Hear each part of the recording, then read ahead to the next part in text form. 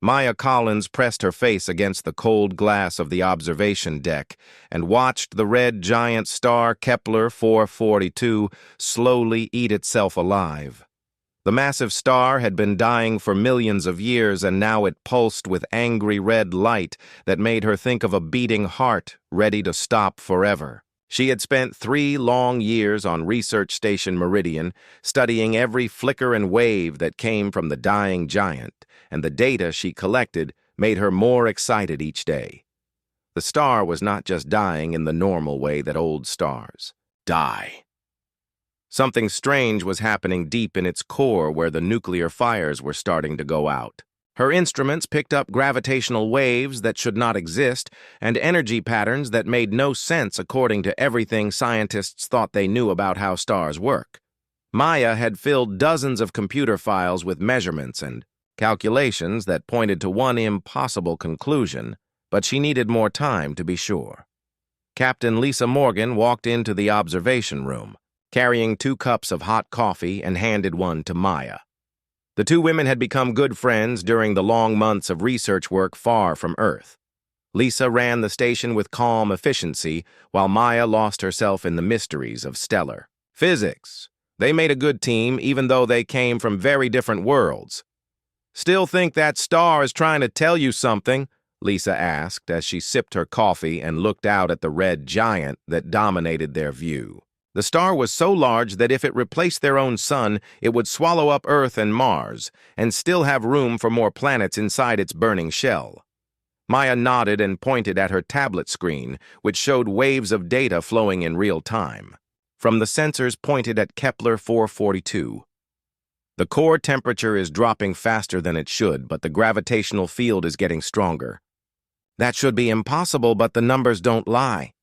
Something is building up pressure deep inside, and when it lets go, the explosion will be like nothing we have ever seen." Lisa frowned as she tried to understand what Maya was telling her. Military. Officers learned basic science, but stellar physics was far beyond her training. "Are you saying the star might explode soon? Should we be worried about our safety here?" "Not explode exactly," Maya said as she pulled up more data on her screen. "The core is getting ready to collapse, but in a very controlled way. If I am right about what I am seeing, then someone could trigger that collapse and direct the energy that comes out.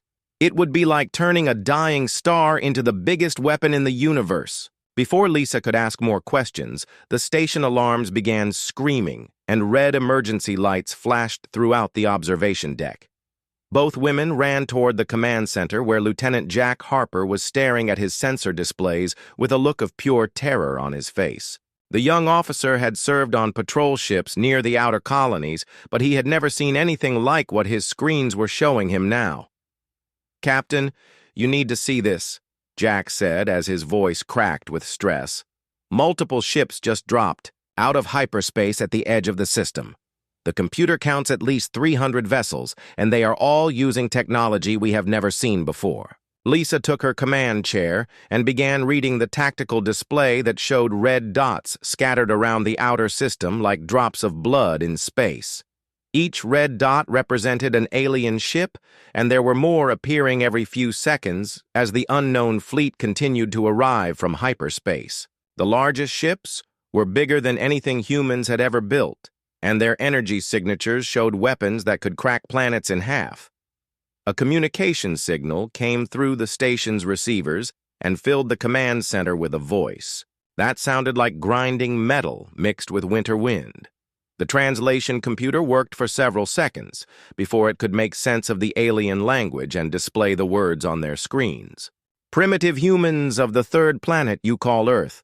I am Fleet Commander Zex of the Zeltharian Empire. Your species has expanded beyond the boundaries we permit for lesser races. You will cease all colonial activities and surrender your worlds to our rule within 72 of your hours. If you refuse this generous offer, we will demonstrate why the Zeltharian Empire has conquered 47 star systems without suffering a single defeat." The alien commander continued speaking, but Maya was no longer listening to the words. Her mind was racing through the calculations she had been working on for months, and suddenly the pieces of the puzzle began falling into place. The dying star Kepler 442 was not just collapsing randomly, the core was building toward a controlled implosion that could be triggered by the right sequence of gravitational pulses. Jack looked at the fleet positions on his display and shook his head in defeat. Captain, even if we call every human ship in this sector, we might be able to gather 50 vessels. These aliens have us outnumbered 6-1, and their technology is clearly superior to ours. Lisa studied the tactical situation and knew Jack was right.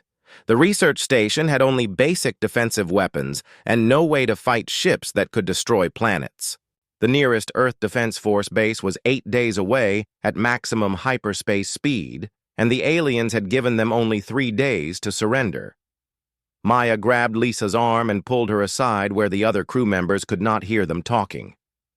Lisa, I need you to trust me on something that sounds completely insane. That star out there is not just dying. It is getting ready to become the most powerful weapon that anyone has ever seen. If I am right about my calculations, we might be able to use Kepler 442 to fight back against these aliens. Lisa stared at Maya as if her friend had lost her mind from too much stress and not enough sleep. Maya, you are a brilliant scientist, but you cannot turn a star into a weapon. Even if you could, the energy release would destroy us along with the aliens. Not if we do it right, Maya said, as she pulled up her research files on a nearby computer terminal. The core collapse can be directed and focused like a laser beam. We could aim that energy at any target within 50 light years, and the beam would travel at nearly the speed of light. The aliens might have better ships than us, but they cannot outrun physics. The alien fleet moved deeper into the system and began taking defensive positions around the outer planets. Their formation showed they expected human ships to attack from the direction of Earth, but they were not worried about anything the research station might do. To the aliens, Meridian was just a small scientific outpost with no military value. Maya worked frantically at her computer as she tried to turn 3 years of research into a practical plan that might save humanity from slavery or extinction. The numbers were incredibly complex, but they all pointed to the same conclusion. Kepler 442 was ready to die, and with the right push, it would take the alien fleet with it into the darkness between stars. Maya stood in the center of the command room, surrounded by holographic displays showing her 3 years of research on the dying star, Kepler 442. Admiral Kane Voss appeared on the main communication screen, looking tired and desperate as he listened. To her explained the most insane plan in human history. Behind him, she could see other military officers shaking their heads in disbelief at what the young scientist was proposing. Dr. Collins, let me make sure I understand what you are telling us, Admiral Voss said as he leaned forward in his chair. You want to use experimental equipment to destabilize a star and turn it into a weapon that can reach across interstellar space to destroy the alien homeworld. Is that correct? Yes, sir, Maya replied as she highlighted the key data points on her displays. The star Kepler 442 is already unstable and ready to collapse. My calculations show that we can trigger a controlled implosion using quantum resonance arrays to send gravitational pulses into the core. When the star collapses, it will release energy equal to 1,000 supernovas, but we can focus that energy into a narrow beam. Captain Ben Rodriguez, who served as chief engineer for the defense fleet, spoke up from another communication window. Even if the physics work, and I am not saying they do, the targeting would be impossible. You are talking about hitting a planet 37 light-years away with a beam that travels at near light speed. The smallest error would send the beam into empty space. Maya pulled up her targeting calculations and showed them the orbital mechanics she had been working on for weeks. I have been tracking the Zeltharian homeworld using long-range sensors, and I know exactly where it will be when the beam arrives. The starbeam will take 37 years to reach their system, but the psychological effect will be immediate. When they see what we have done, they will know their homeworld is doomed unless they withdraw from human space. Commander Amy Walsh, who was coordinating the human fleet, looked skeptical as she studied the technical data. This plan assumes the aliens will believe your threat and retreat instead of just destroying us right now. What if they decide to call your bluff? Then we all die, Maya said simply. But we die fighting instead of living as slaves. The choice is surrender now or take a chance that might save not just us, but everyone on Earth and the colonies. Admiral Voss was quiet for several minutes as he discussed the plan with his staff officers through private channels. Maya could see him weighing the impossible odds against the alternative of certain defeat. The Zeltharian fleet had proven their power by destroying the mining colony on Kepler 442c with a single shot that turned solid rock into glowing plasma. Dr. Ryan Clark, who worked with Maya on the research station, stepped forward and began explaining the technical details that made the plan possible. The quantum resonance arrays were designed to study gravitational waves from dying stars, but we can reverse their function and use them to generate the pulses needed to trigger core collapse. The timing will need to be perfect down to the nanosecond level, but the station computer can handle those calculations. Lieutenant Jack Harper had been monitoring the alien fleet movements, and he reported that Zeltharian ships were beginning to move toward the inner system. "Admiral, they are starting to close the distance. If we are going to try this crazy plan, we need to start soon." Admiral Voss made his decision and authorized Maya to begin preparations for what military historians would later call Operation Dying Light. Human ships throughout the system began a carefully planned retreat that would make the aliens think they were witnessing a cowardly surrender. The real purpose was to clear the area around Kepler 442 so that the stellar weapon would not accidentally destroy human vessels along with alien ones. Maya ran through the research station like someone possessed by scientific fever as she began, converting her experimental equipment into components for the most powerful weapon ever conceived. The quantum resonance arrays needed to be recalibrated and synchronized to generate gravitational pulses at frequencies that would penetrate to the star's core. Captain Lisa Morgan ordered all non-essential personnel to evacuate while Maya and her team worked around the clock to make the impossible plan reality. Engineer Kate Phillips helped Maya modify the targeting systems that would aim the stellar beam at the distant Zeltharian homeworld. The calculations required them to predict planetary positions decades in advance and account for the gravitational effects of every major object in both star systems. One small mistake would waste the most powerful shot humanity would ever fire. Captain Ben Rodriguez arrived on the research station with a team of engineers who began installing additional power generators and backup systems. The quantum resonance arrays would need more energy than the station was designed to provide, and there would be no second chances if the equipment failed during the critical moments of stellar ignition. The alien fleet continued moving deeper into the system and began scanning the research station with more interest than before. Fleet Commander Zex was not stupid, and he could see that the humans were up to something around the dying star. 3 Zeltharian scout ships broke formation and began moving toward Meridian Station to investigate what the humans thought they were doing. Maya worked frantically to complete her calculations as the alien ships approached. The stellar core was almost ready for induced collapse, but she needed several more hours to finish calibrating the targeting arrays. If the aliens attacked now, they would destroy humanity's only hope, along with the research station. Dr. Ryan Clark helped Maya run simulations of the stellar collapse sequence to make sure they understood exactly what would happen when they triggered the star's death. The energy release would be visible from hundreds of light years away, and the gravitational waves generated by the collapse would ripple through space-time itself. Every advanced civilization in the galaxy would know that someone had just weaponized a star. Commander Amy Walsh coordinated the final fleet movements as human ships continued their fake retreat toward the outer system. The aliens were following, exactly as planned, but they were also sending scouts to investigate the research station. If those scout ships discovered what Maya was really doing, the Zeltharian fleet would destroy Meridian immediately. Maya looked up at the main display showing the red giant star that had consumed 3 years of her life and would soon consume itself in service to humanity. The massive star pulsed with angry light, as if it knew what was coming and approved of its role in the coming battle. In less than 12 hours, either humanity would win the most impossible victory in history, or they would all die in the fires of a weaponized star.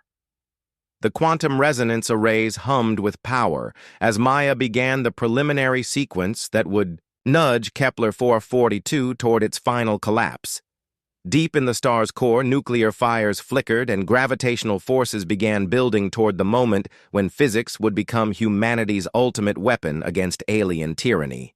Maya stood before the main control panel watching her instruments detect the first signs of controlled stellar collapse as gravitational waves pulsed deep inside Kepler 442. The dying star responded to her quantum resonance arrays like a musical instrument being tuned by an expert musician. Each pulse of energy she sent into the core brought the massive star closer to the moment when it would become humanity's ultimate weapon against the alien invasion. 18 hours remained until the Zeltharian deadline, but Maya could not wait any longer to begin the dangerous process of stellar manipulation. The 3 scout ships approaching the research station were already close enough to detect unusual energy readings if she delayed much longer. Captain Lisa Morgan had given her permission to start the sequence early, even though it meant they would have less time to perfect the targeting calculations.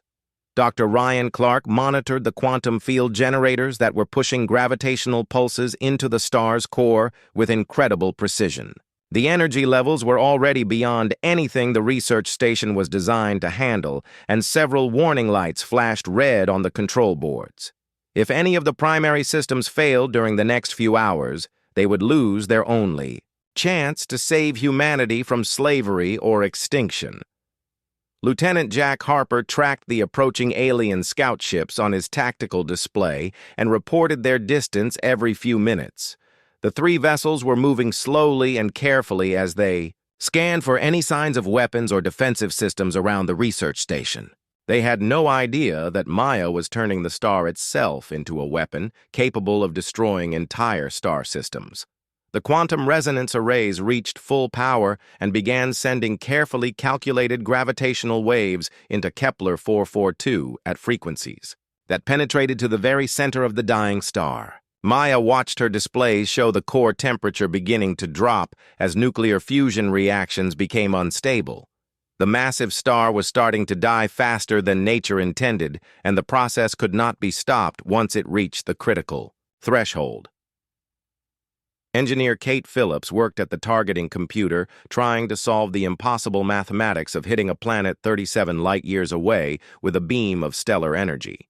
The Zeltharian homeworld was a moving target orbiting its own star, and she needed to predict exactly where it would be when the lightspeed beam arrived decades in the future.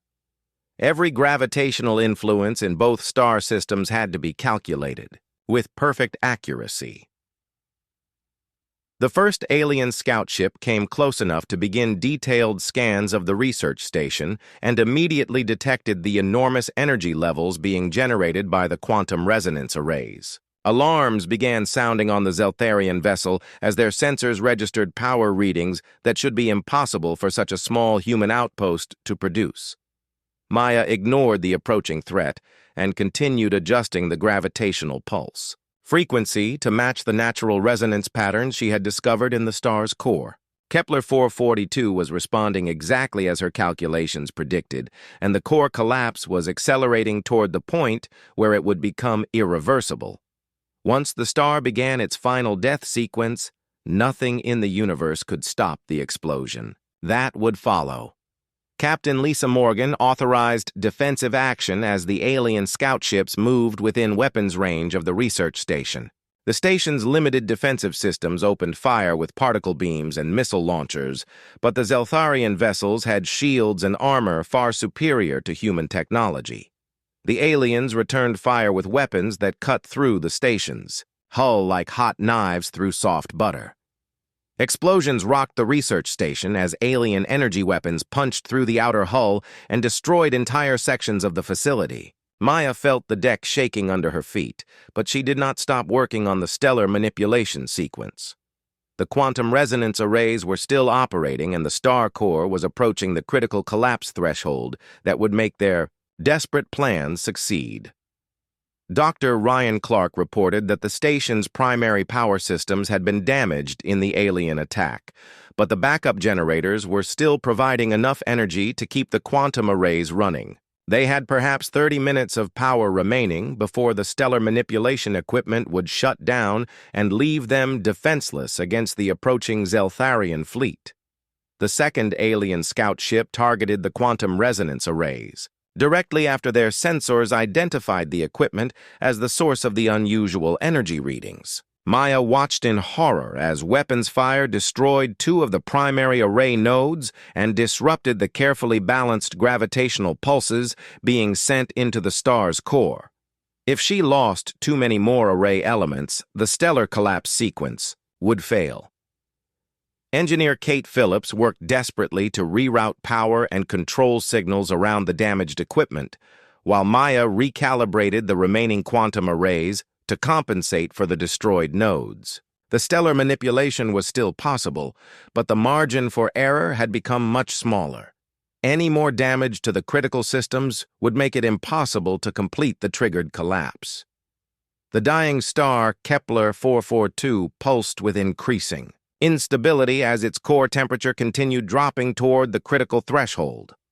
Maya could see on her instruments that the massive star was beginning to contract as gravitational forces overcame the outward pressure of nuclear fusion. The process was accelerating and would soon reach the point where the core would collapse completely. Major Sam Wright coordinated the defense of the research station as more alien ships broke off from the main fleet to investigate the strange energy readings. Human ships were too far away to provide immediate assistance, and the station's weapons were no match for superior Zeltharian technology. The only hope was to complete the stellar weapon before the aliens destroyed the quantum resonance arrays. A massive explosion shook the entire research station as the third alien scout ship scored a direct hit on the primary power generators. Emergency lighting flickered on as the main power grid failed, and backup systems struggled to maintain life support throughout the facility. Maya realized with growing panic that she was losing the energy needed to complete the stellar collapse sequence. Engineer Kate Phillips manually rerouted power from the station's life support systems to keep the quantum resonance arrays operating at minimum levels. The crew would have only minutes of breathable air remaining, but it might be enough to finish triggering the star's death. Maya made the final adjustments to her targeting calculations and prepared to input the coordinates for the distant Zeltharian homeworld. The core of Kepler 442 reached critical instability as gravitational forces finally overcame the dying nuclear fires that had burned for millions of years. Maya watched her instruments register the beginning of total core collapse as the massive star began falling in on itself at incredible speed.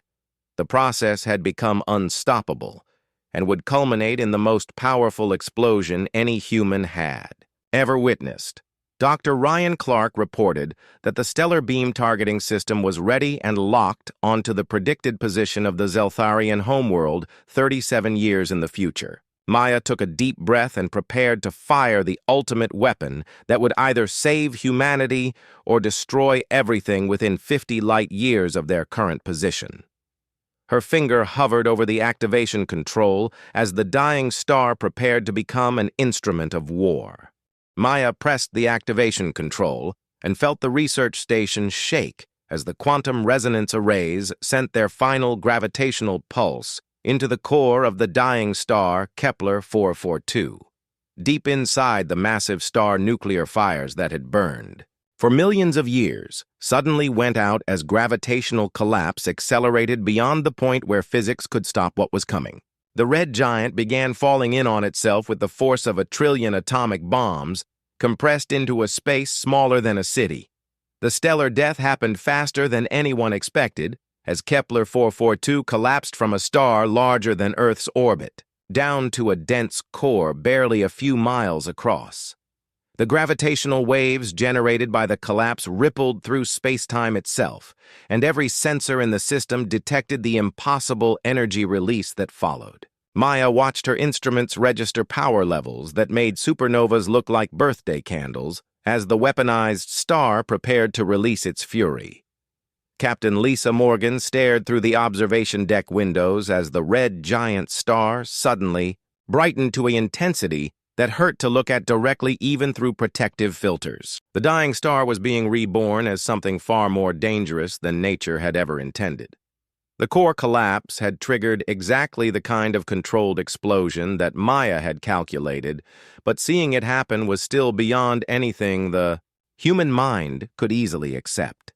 The stellar beam erupted from the collapsed core of Kepler 442 with the focused energy of 1,000 dying suns compressed into a column of destruction barely 100 miles wide. The beam traveled at 99% of light speed and carried enough energy to melt entire planets into glowing vapor. Maya had turned the dying star into the most powerful weapon in the known universe and aimed it directly at the Zeltharian, homeworld 37 light-years away. Fleet Commander Zex received the energy readings from his scout ships just as his long-range sensors detected the impossible stellar explosion happening around the human research station. His science officers reported power levels that exceeded their instruments' ability to measure, and a focused beam of stellar energy traveling through space toward the Zeltharian Empire at nearly the speed of light. Maya activated the communication system and sent a message directly to the alien fleet commander, while the weaponized star continued burning behind her with artificial fire. Her voice was calm and steady as she explained to the aliens exactly what she had just done to save humanity from conquest. The stellar beam was already on its way toward their homeworld, and nothing in the universe could stop it now. Fleet Commander Zex. This is Dr. Maya Collins of the Human Research Station Meridian. I want you to look at your sensor readings very carefully and understand what you are seeing. The star Kepler 442 has just been weaponized using human science and the energy. Beam it produced is traveling toward your homeworld at light speed. The beam will arrive in 37 of your years, carrying enough energy to turn your entire planet into molten rock. The alien fleet commander stared at his tactical displays, showing energy readings that defied everything the Zeltharian Empire knew about stellar physics. No civilization in their 47 conquered star systems had ever demonstrated the ability to weaponize stars and use them as interstellar weapons. The humans had just accomplished something that the greatest Zeltharian scientists claimed was theoretically impossible. Dr. Ryan Clark monitored the stellar beam as it traveled out from the collapsed star and began its decades-long journey toward the Zeltharian homeworld. The beam maintained perfect coherence and focus as it cut through the vacuum of space, carrying death and destruction across impossible distances. Maya's calculations had been exactly right, and the weaponized star was performing as designed. Maya continued her transmission to the alien fleet as she watched their ships begin moving into defensive formations around the system. Commander Zex, you have two choices available to you now. You can withdraw your fleet from human space and spend the next 37 years evacuating your homeworld before the stellar beam arrives. Or you can stay here and watch your civilization burn in fires stolen from a dying star. The Zeltharian. Fleet Admiral consulted with his science officers and military advisors as they tried to understand the implications of what the humans had just demonstrated. The stellar beam was traveling too fast to intercept and carried too much energy to deflect or absorb. If the targeting calculations were accurate, their homeworld was doomed unless they acted immediately to begin the largest evacuation in galactic history. Colonel Pete Barnes led the human defense fleet as it suddenly reversed course and began advancing toward the alien ships with renewed confidence and purpose. The desperate retreat had been replaced by offensive action as human vessels moved to engage the superior Zeltharian forces. The knowledge that their homeworld faced destruction in 37 years had completely changed the tactical situation. Commander Amy Walsh coordinated the human attack as their ships closed distance with the alien fleet and began firing with everything they had. The humans were still outnumbered and outgunned, but they fought with the desperate courage of people who knew they had just fired the ultimate weapon. The Zeltharian ships found themselves caught between advancing human forces and the horrible knowledge that their homeworld was already dead. The alien scout ships that had been attacking the research station suddenly broke off their assault and began retreating toward the main fleet as new orders came from Fleet Commander Zex. The aliens were no longer interested in destroying the human outpost now that they understood what Maya had accomplished with her stellar manipulation. They had much bigger problems to worry about than a small research station. Maya collapsed into her command chair as exhaustion finally caught up with her after the most stressful hours of her life. The quantum resonance arrays had shut down automatically after completing their function, and the research station was running on emergency power with barely enough air to keep the crew alive. But the stellar weapon had worked exactly as she calculated, and the beam was already millions of miles on its journey toward the alien homeworld. Engineer Kate Phillips reported that the targeting systems had maintained perfect accuracy throughout. The stellar collapse sequence and the beam was traveling along precisely the trajectory needed to reach the Zeltharian homeworld in 37 years. The most difficult shot in human history had been fired successfully and would arrive exactly where Maya intended, unless the aliens found some way to move an entire planet. The Zeltharian fleet began withdrawing from the inner system as fleet.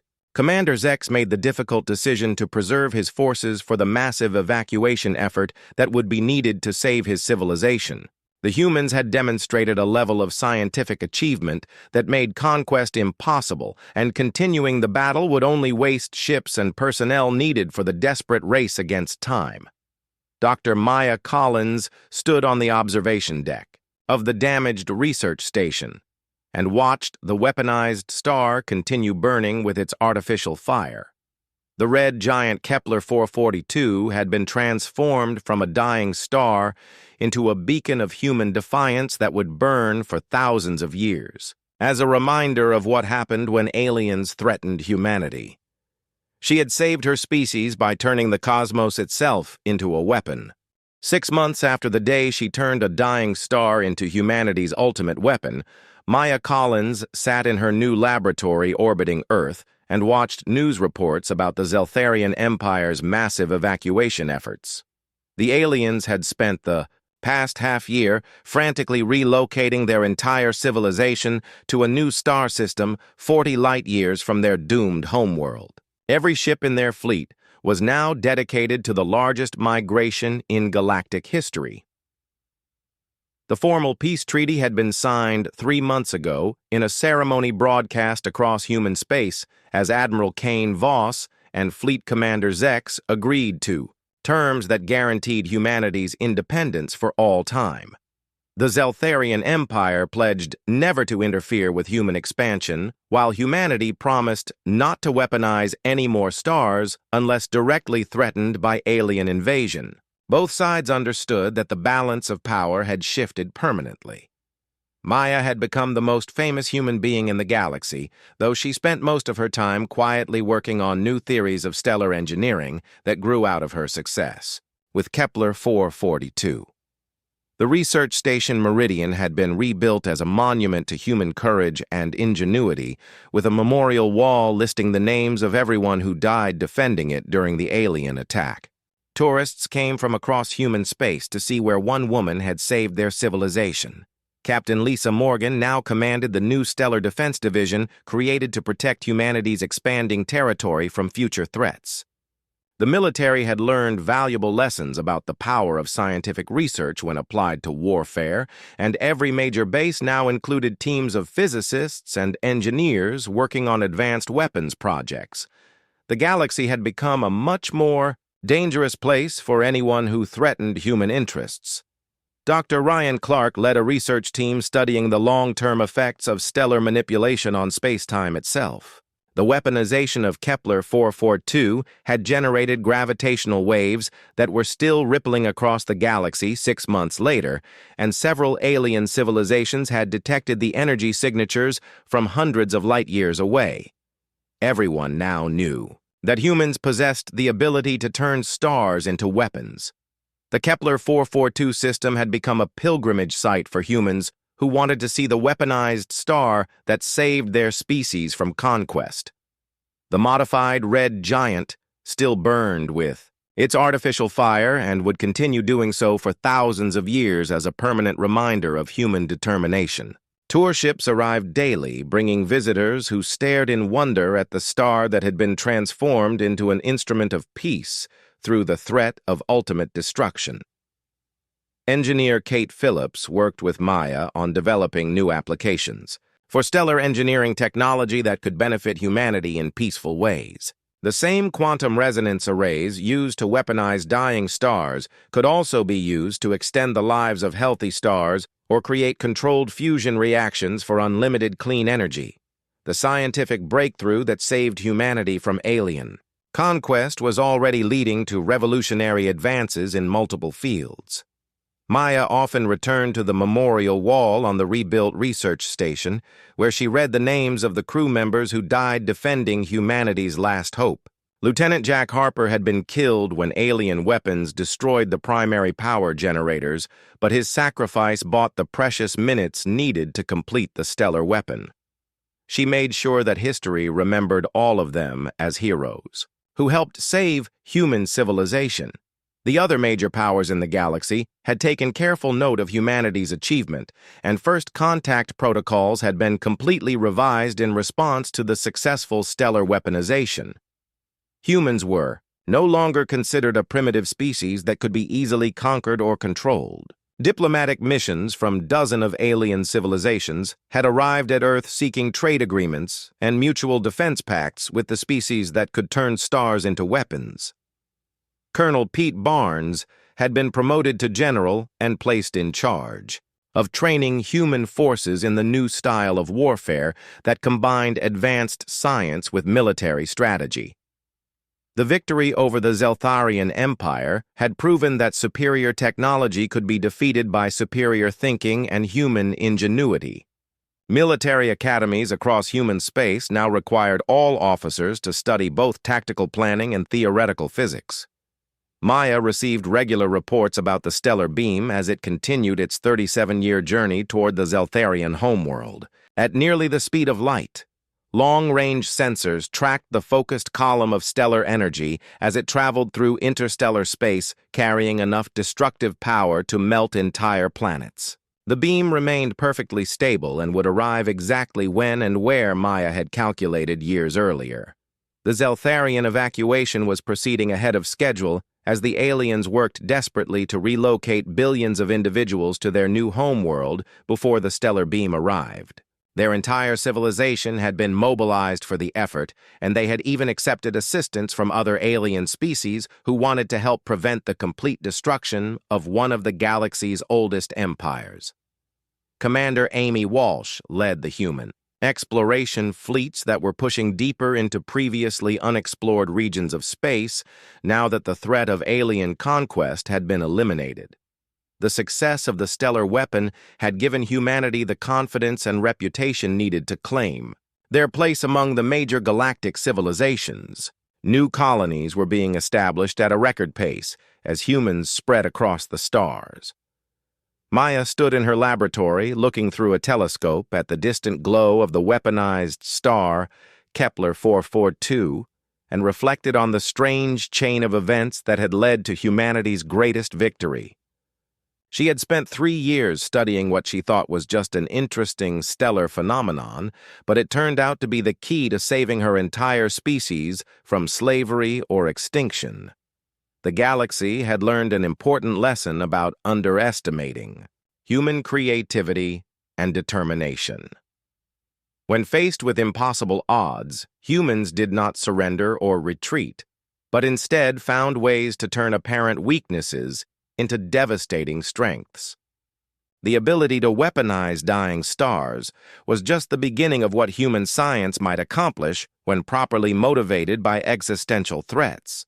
Maya returned to her research, knowing that somewhere in the darkness between stars, her stellar beam was still traveling toward its distant target, carrying the promise of destruction and the hope of peace.